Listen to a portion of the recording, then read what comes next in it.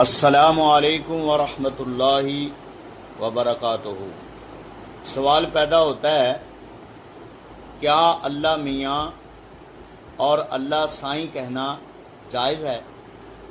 اس سوال کا جواب ہے، سورہ بنی اسرائیل کی آیت نمبر 110 میں ارشاد باری تعالی ہے، قُلِ ادْعُوا اللَّهَ أَوِ ادْعُوا الرَّحْمَٰنَ اَيَّمَّا تَدْعُوا فَلَهُ الْأَسْمَاءُ الْحُسْنَىٰ۔ اللہ فرماتا ہے، اے میرے پیارے محبوب، آپ فرما دیجئے کہ تم اللہ کہہ کر پکارو یا رحمان کہہ کر پکارو، جس نام سے بھی پکارو اس کے سب ہی نام اچھے ہیں۔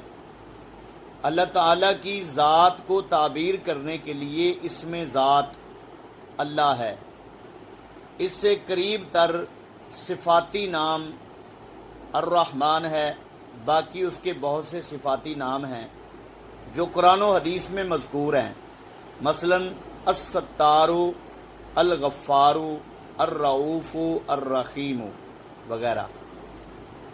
اللہ تعالیٰ کی ذات کو تعبیر کرنے کے لیے جو بھی اسماء، صفات اور کلمات استعمال کیے جائیں، ان کے لیے ضروری ہے کہ ذات باری تعالیٰ کے شایان شان ہوں۔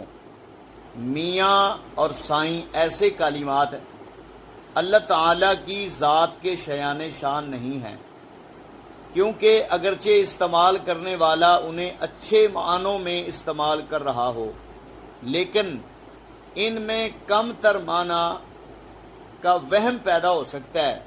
اس لیے اللہ تعالیٰ کے اسم جلالت کے ساتھ ان کلمات کا استعمال درست نہیں ہے، بلکہ اللہ تعالیٰ، اللہ جل شانہ، اللہ سبحانہ و تعالی یا باری تعالیٰ کے کلمات استعمال کرنے چاہیے۔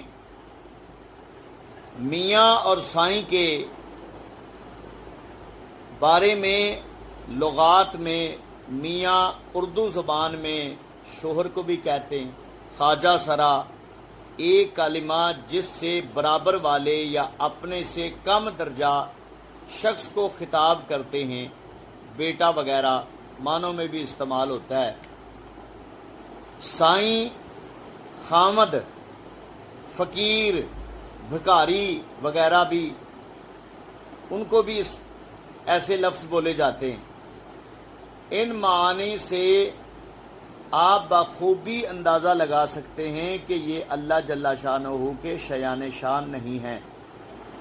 ان میں سے بعض معنی ایسے ہیں جو ذات باری تعالیٰ کے لیے نقص اور اہانت کا پہلو رکھتے ہیں، لہٰذا ہماری رائے میں اللہ میاں اور اللہ سائیں ایسے کلمات بولنے سے بالکل گریز کرنا چاہیے، اور اپنے گھروں، دفاتر، مجالس اور بچوں کے سامنے گفتگو میں اللہ جل شانہ کا ذکر کرتے وقت اسی احتیاط پر عمل کرنا چاہیے۔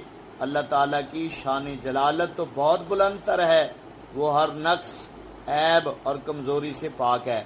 ارشاد باری تعالیٰ ہے، سبحان ربک رب العزت عما یصفون۔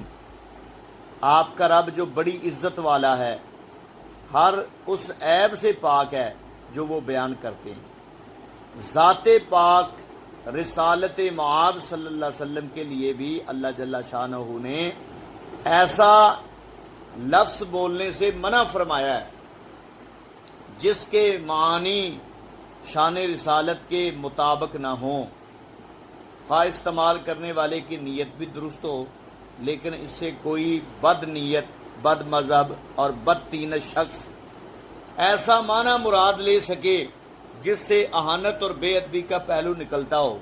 اللہ تعالیٰ ارشاد فرماتا ہے، یا ایھا الذین آمنوا لا تقولوا رائنا وقولوا انظرنا واسمعوا وللکافرین عذاب علیم۔ اے ایمان والو، اگر دوران کلام رسول اللہ صلی اللہ علیہ وسلم کو اپنی جانب متوجہ کرنا چاہو تو رائنا یا رسول اللہ نہ کہو، بلکہ انظرنا یا رسول اللہ کہو۔ اور ادب کا تقاضا یہ ہے کہ رسول اللہ صلی اللہ علیہ وسلم کی بات کو خوب توجہ سے سنو تاکہ انہیں دوبارہ بتانے کی زحمت نہ دینی پڑے۔ تو یہ آیت مبارکہ اس وقت نازل ہوئی جب صحابہ حضور کی بارگاہ میں بیٹھتے، اگر کوئی بات سمجھ نہ آتی تو صحابہ عرض کرتے رائنا یا رسول اللہ، یا رسول اللہ صلی اللہ علیہ وسلم ہماری رعایت فرما دیں، ہمیں دوبارہ بتا دیں۔ لیکن منافقین اور جو کافر تھے وہ اس لفظ کی آڑ میں توہین کا جملہ بولتے تھے، وہ رائینا عین کو دبا کے پڑھتے، اس کا معنی یہ تھا کہ چرواہا، اور وہ کہتے کہ دیکھو حضور کے صحابہ جو ہیں حضور کو اپنا چرواہا کہتے ہیں۔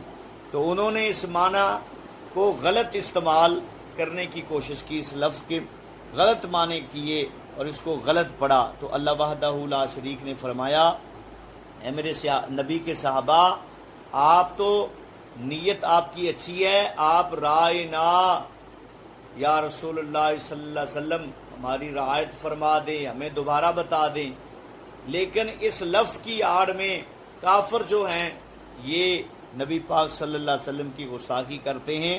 تو اللہ نے قرآن میں حکم نازل فرما دیا، فرمایا لا تقولوا رائنا، آپ نے رائنا نہیں کہنا بلکہ قول انظرنا، آپ نے کہنا ہے یا رسول اللہ صلی اللہ علیہ وسلم نظر کرم فرما دیں۔